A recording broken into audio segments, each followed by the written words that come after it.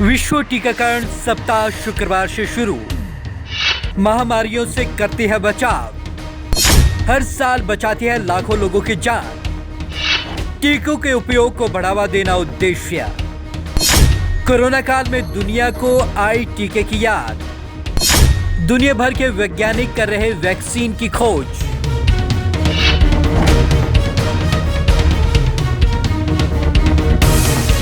Corona ने पूरी दुनिया में कोहराम मचा रखा है। ये कोहराम तब तक जारी रहेगा जब तक इसके खात्मे के लिए कोई कारगर वैक्सीन या टीका नहीं बन जाए। दुनिया भर के वैज्ञानिक इसका टीका बनाने में लगे हुए हैं। चूंकि बात टीके की हो रही है, इसलिए ये जानना भी जरूरी है कि शुक्रवार से दुनिया भर में विश्व टीकाकरण सप्ताह की शुरुआत हो गई। क्या है विश्व टीकाकरण सप्ताह? हर साल अप्रैल महीने के अंतिम सप्ताह को विश्व टीकाकरण सप्ताह मनाया जाता है। इस साल विश्व टीकाकरण सप्ताह 24 अप्रैल से 30 अप्रैल के बीच मनाया जा रहा है। टीकाकरण से हर साल दुनिया भर के लाखों लोगों की जान बचाई जाती है। टीकों के उपयोग को बढ़ावा देना उद्देश्य। इसका मुख्य उद्देश्य सभी उम्र के लोगों की बीमारियों से सुरक्षा के लिए टीकों के उपयोग को बढ़ावा देना है और प्रोत्साहित करना है। इस साल इसका theme vaccine work for all, यानी कि टीके सभी के लिए काम करते हैं। क्योंकि अभी दुनिया में कोरोना वायरस का कहर फैला हुआ है, इसलिए इसका महत्व और बढ़ गया है। महामारियों से बचाती है टीका। ये पहली बार नहीं है जब किसी वायरस ने दुनिया में दहशत फैलाई। इससे पहले Spanish flu, swine flu, SARS, plague जैसी महामारियां फैल चुकी हैं। काफी शोध के बाद वैज्ञानिकों ने इनसे लड़ने वाले एंटीडॉट्स और टीके तैयार किए। कभी चेचक और पोलियो की गिनती भी महामारियों में हुआ करती थी, लेकिन अब इन बीमारियों की प्रभावी वैक्सीन तैयार हो चुकी है। यूनिवर्सल लेवल पर टीकाकरण होने के बाद से इन पर अंकुश लग चुका है। टीकाकरण के जरिए कई सारी महामारियों से लोगों को बचाया जा सका है। लैटिन भाषा का शब्द है वैक्सीनेशन।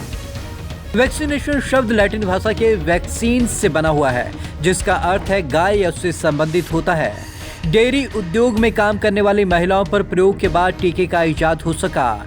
18वीं सदी में फ्रांस के महान माइक्रोबायोलॉजिस्ट लुई पास्चर ने जर्म थ्योरी ऑफ डिजीज दी और इसी बुनियाद पर उन्होंने आगे चलकर चिकन पॉक्स, कॉलरा, रेबीज और एंथ्रेक्स के टीके विकसित किए। एडवर्ड जेनर ने बनाया था चेचक का टीका। 1798 में ब्रिटिश चिकित्सक एडवर्ड जेनर ने चेचक का टीका विकसित किया था।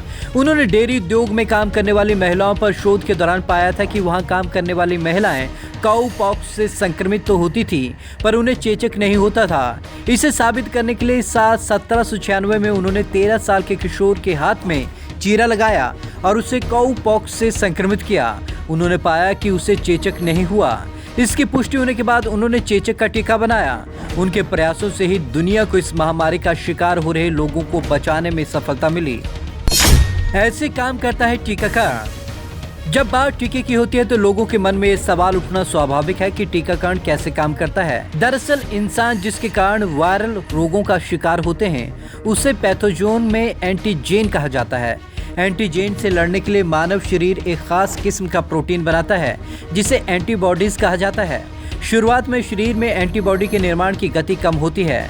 इंसानी शरीर में एंटीबॉडी बनने की दर और पैथोजेन के पुनर्उत्पादन की रफ्तार में जो जीतता है वही विजयी होता है। एंटीबॉडी विकसित करने के लिए होता है वैक्सीनेशन। पैथोजेन की तुलना में इंसानी शरीर में एंटीबॉडी ज्यादा बनने की स्थिति में बीमार नहीं होते हैं। शरीर में एंटीबॉडी विकसित करने के लिए टीकाकरण किया जाता है। दरअसल टीका इंसानी शरीर की प्राकृतिक रक्षा प्रणाली को सक्रिय करने का काम करता है।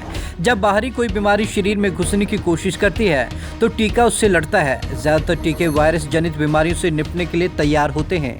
टीकाकरण के महत्व और उसकी उपयोगिता को देखते हुए दुनिया यही दुआ कर रही है कि जल्द से जल्द कोई ऐसी वैक्सीन बने जो उन्हें कोरोना वायरस से निजात दिलाए। Bureau report, Punjab Kesari TV, Chandigarh.